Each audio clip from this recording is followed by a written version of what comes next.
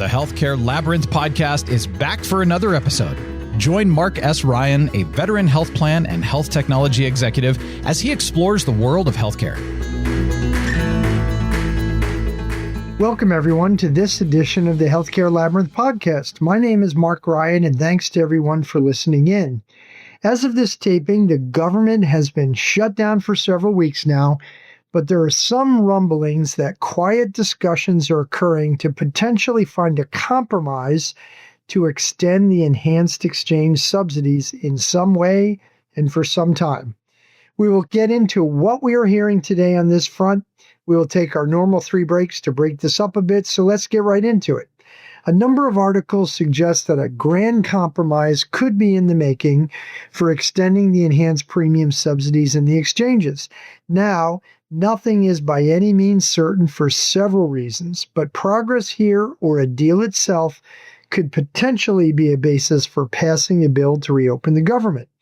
Let's give you some background and dive into the players and the possibilities. So first, let's take a look at the types of subsidies under the permanent law. Well, as part of the Affordable Care Act, ACA of 2010, the state and federal exchanges were set up to offer subsidized and unsubsidized coverage in the newly formed marketplaces for those without consistent access to health care or who needed perhaps temporary access. For lower income and some more moderate income individuals, there are 2 types of subsidies. First, under the permanent law, premium subsidies are given to people and families on a sliding scale based on their income as a percentage of the federal poverty level, or FPL. Those below 400% of poverty receive premium subsidies.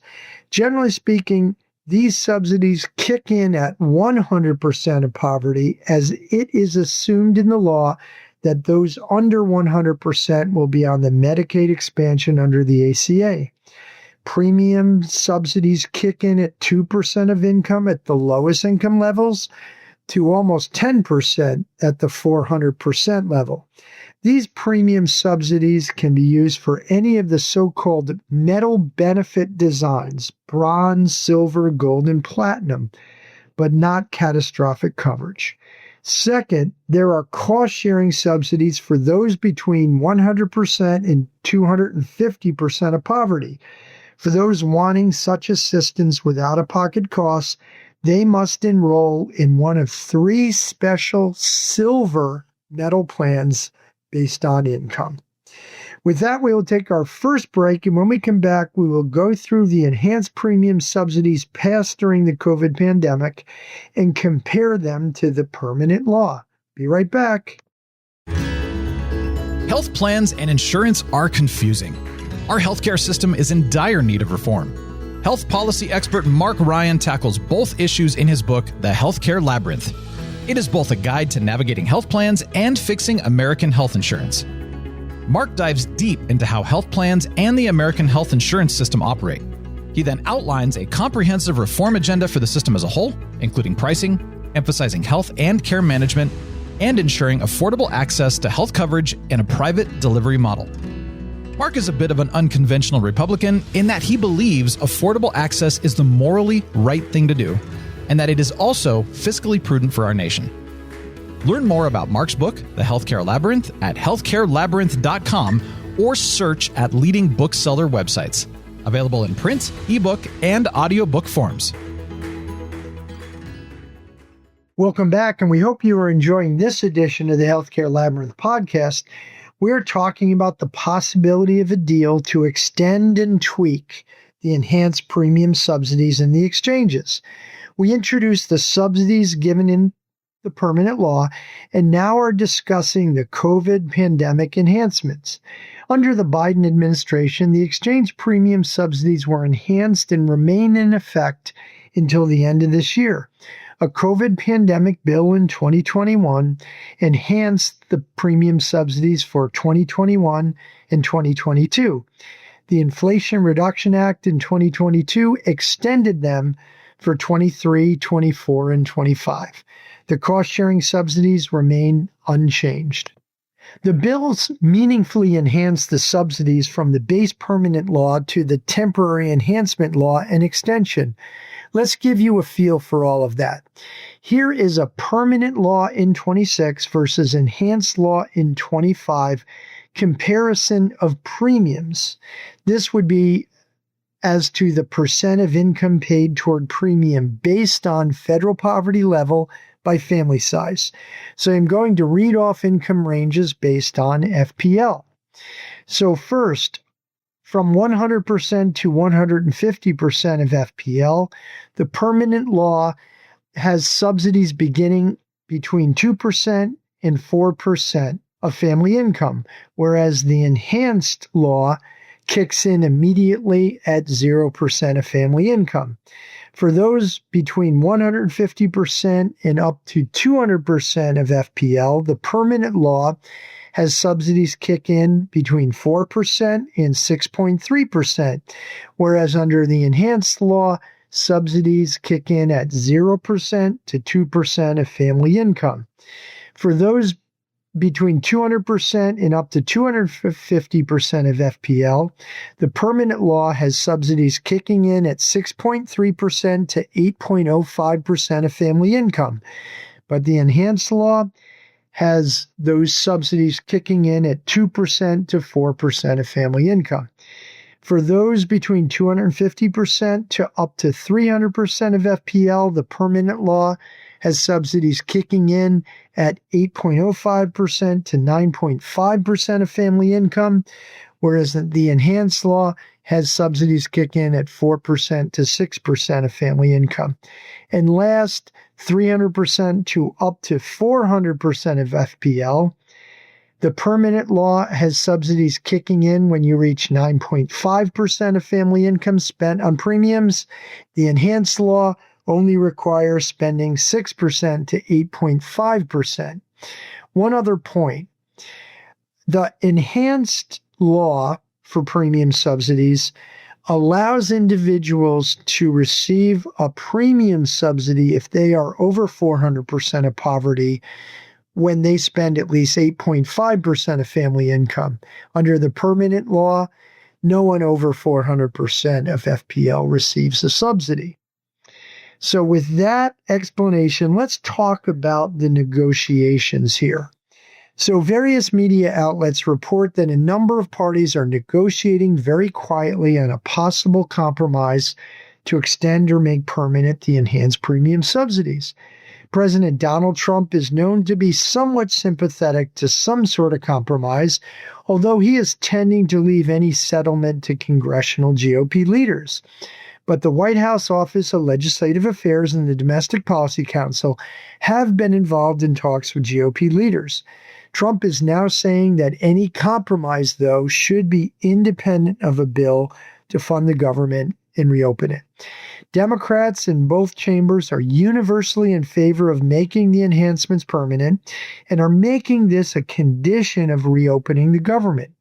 Some more moderate Democrats are talking to moderates in the GOP on potential compromises that do not stick strictly to the current subsidy enhancements. The GOP in Congress has less consensus.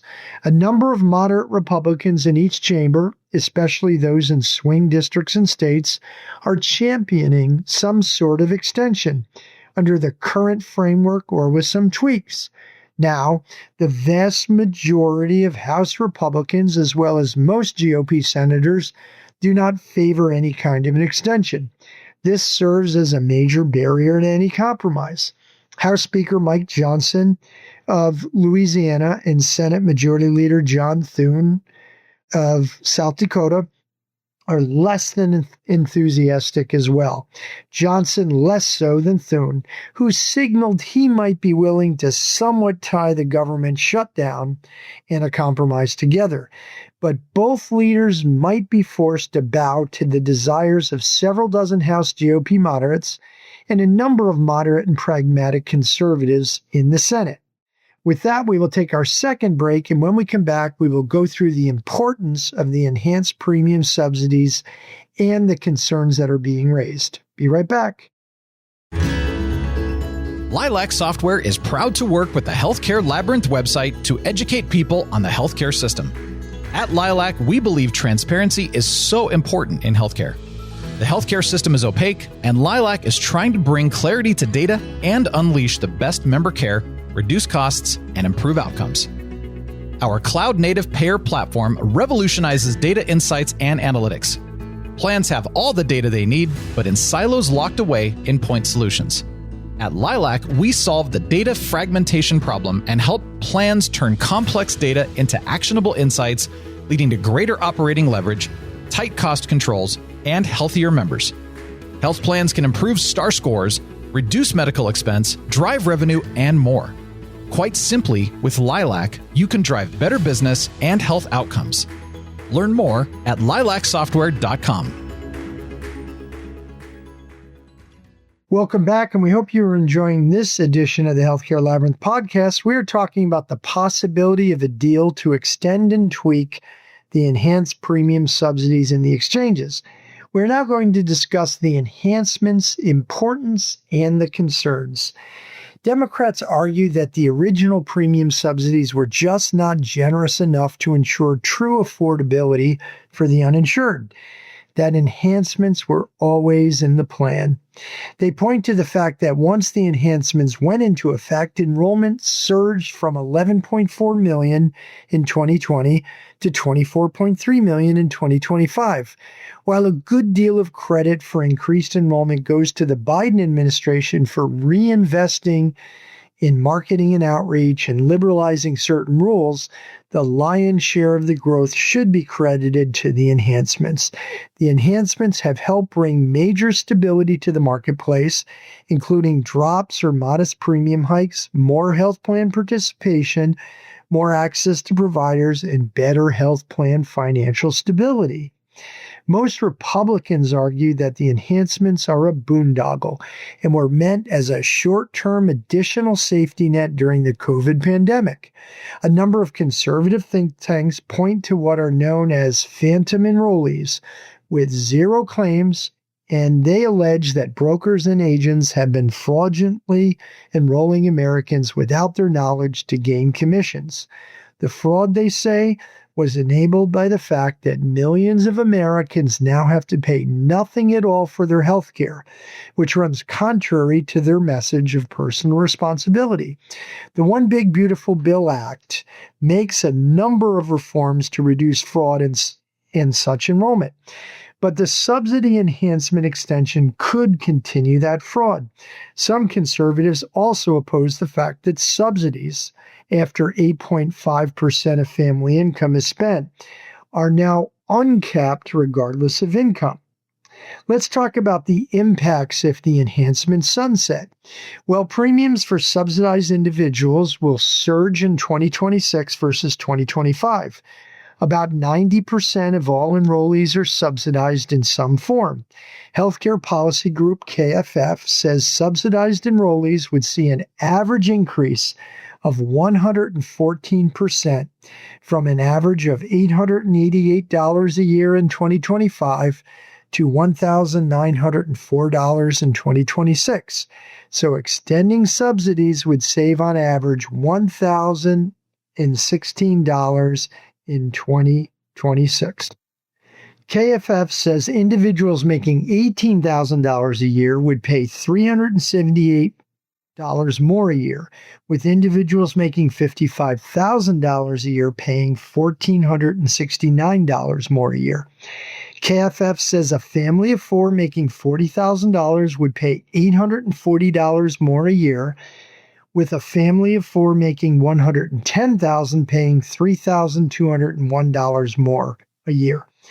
Older, middle to high income adults are expected to face the largest dollar increases in premiums. Hikes will also vary by markets in each state. The premium hike is driven by a few issues: inflation, utilization, the loss of the subsidy enhancements, and assumptions about enrollment losses and greater risk in the program when the subsidies expire. Given the huge lift in enrollment when the enhancements came in, it is fair to say millions will leave unable to afford the hikes if the premium subsidies are not extended. We already see some health plan contraction for 2026 in the program. Over time, we will migrate back to a marketplace of high premiums, smaller plan and provider footprints, and poor access. The Congressional Budget Office says over 2 million will lose coverage in 2026 if the enhancements expire, growing to almost 4 million in 2034. Several million more will lose coverage due to other changes in the exchanges from regulations in the One Big Beautiful Bill Act.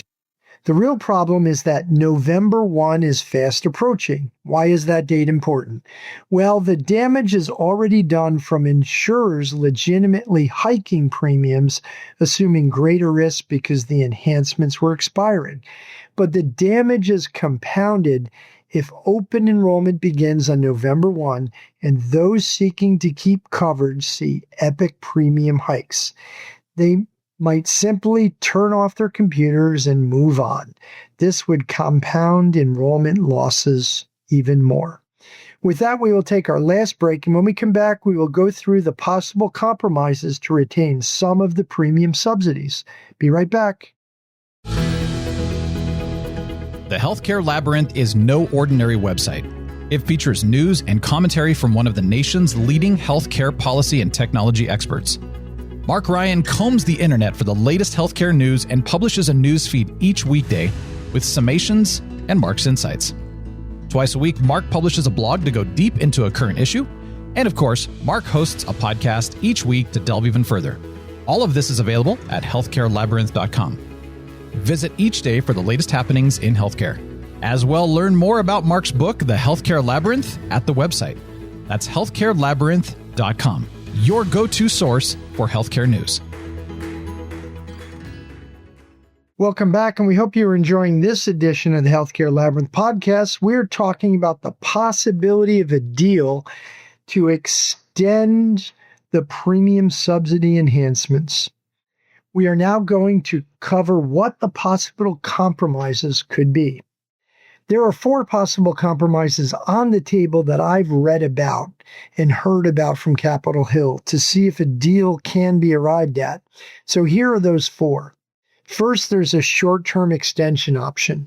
Democrats will have to settle for some reasonable extension despite their public position to the contrary. There are signs now that they would agree to a multi-year extension, but likely not a 1-year one. Some Republicans are amenable to a 2-year extension to get past the midterms. Some conservative GOPers might get comfortable with that, but the hard-right Freedom Caucus likely will oppose any extension. The next item is income caps. Republicans want subsidies to go back to no more than 400% of FPL. But some are saying they feel for some middle-income earners over 400%, who make about $130,000 per year for a family of 4, who would be cut off from subsidies. Some centrists from both parties are looking at an income cap of $200,000 a year. The next possible compromise could be on minimum premium payments. Some Republicans who want to compromise want everyone to pay some minimum premium payment in return for some enhancement to subsidies for most enrollees continuing. Republicans more than Democrats support this option. Other Republicans suggest some additional cost sharing as well. Grandfathering the enhanced subsidies is the last potential option for compromise. Still others are arguing that existing enrollees should be grandfathered into the subsidy enhancements, but new enrollees as of January 1, 2026 would revert back to the permanent loss subsidies. This has, again, more support among Republicans than Democrats.